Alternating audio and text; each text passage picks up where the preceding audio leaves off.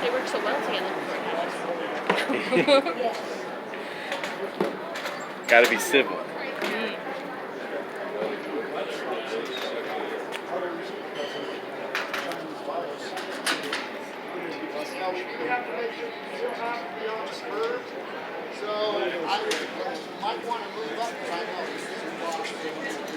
Well, howdy, folks. I got one really enthusiastic one right here, and it comes with a late one. I know there's more of you here than that. Let's try that again, everybody together. Howdy, folks.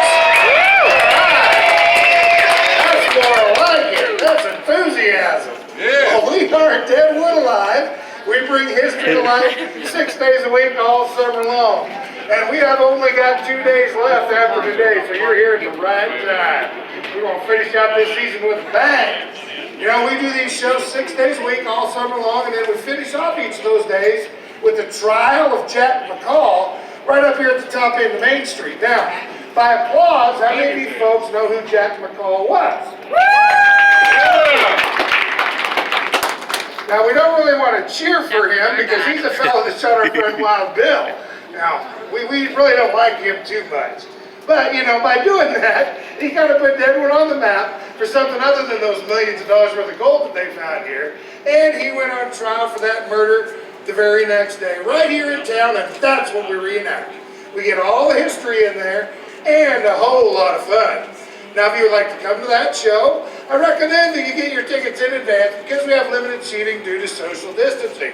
You can just stop off and talk to Sheriff Bullock down there at that information chuck wagon. He'll have tickets for you. They're only $6 for adults, $5 for seniors, and $3 for kids. Now that show starts about 8 o'clock tonight, lasts about 45 minutes. It's a full stage production, very family friendly, and it's a must-see here in Deadwood. So I hope to see a bunch of you folks at that show later tonight. Now, before we start this here shootout, I got a couple of favors to ask of everybody. Okay. And the first one's gotten a little more difficult as the crowds have gotten larger, but I will mention it anyway. While you're in Deadwood, if at all possible, please try to socially distance and or wear a mask. We do really appreciate that. You know, we see people from all over the country 6 days a week, and we really don't want to get sick because we want to be able to keep doing these shows for you fine folks. So thank you so much for doing that. We really do appreciate it. And the other favor is, during this shootout, we need everybody to stay up on the sidewalks. You can sit on the curb, that is just fine, but please do not get out in front of that curb, and definitely don't get out here onto these bricks. The reason for that is, we're going to be using 1858 Remingtons. They're cap and ball revolvers. They are real guns. We load those things up with 15 grains of black powder per shot, and then instead of a lead ball, we pack them down with cream of wheat. Yeah, that's because we're serial killers. Yeah. Hey, I actually got applause for it for once, all summer long. Now, you'll be just fine as long as you stay up on those sidewalks. But if you were to happen to wander out here during this shootout, we would have to put a stop to the show for safety concerns because we definitely don't want anybody getting injured. So stay right where you're at and we'll be just fine.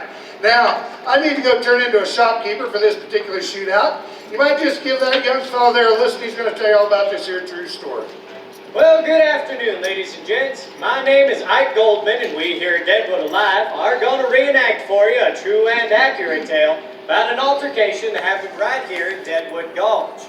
Now, according to the August 19th edition of the Black Hills Pioneer, two gamblers named Johnny Barnes and Charlie Storms got into a disagreement over a game of cards.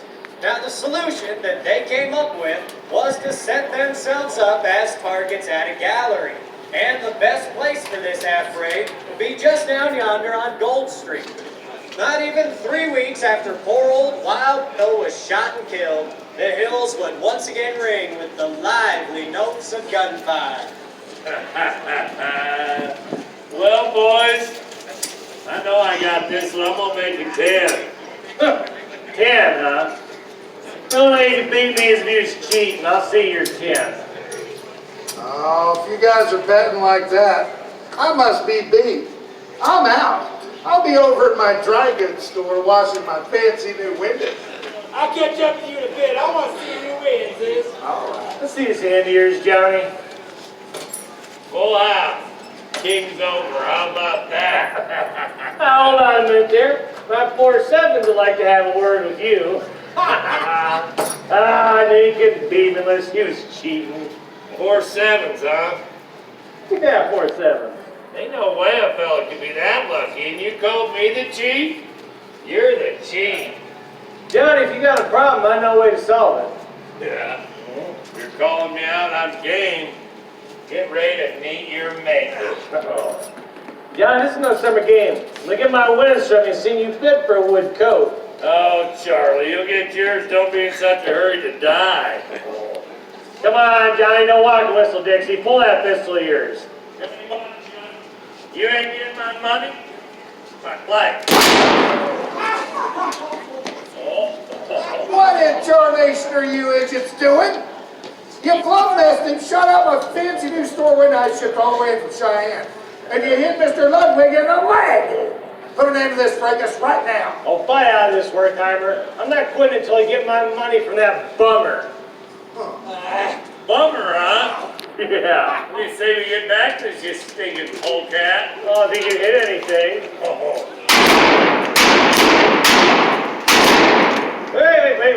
Wait. I'm out. You wait. Why? I'm out. Oh. So did I get you?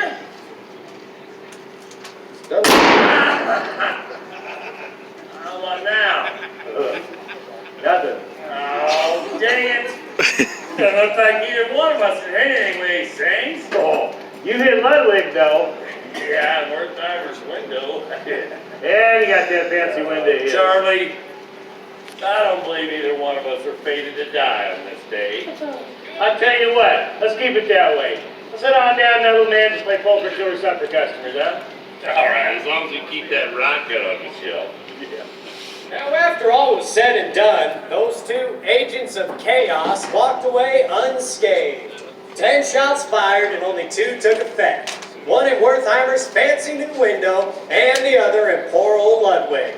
Now, don't worry about him, though. The wound wasn't fatal. Now, these two toughs weren't long for the Black Hills. Johnny Barnes got word of the new gold patch down in Colorado and wound up dying in Denver. Charlie Storms made his way down to Tombstone. Oh, Charlie, never being able to keep his gums from flapping, mouthed off to the infamous dapper Luke Short and received 3 slugs from Luke's Colt for his trouble. And that's the way things really were in Deadwood back in 1876 when Barnes and Storms shot it out down on Gold Street. Thank you so much for being here, folks, and have a great Deadwood day. Yeah.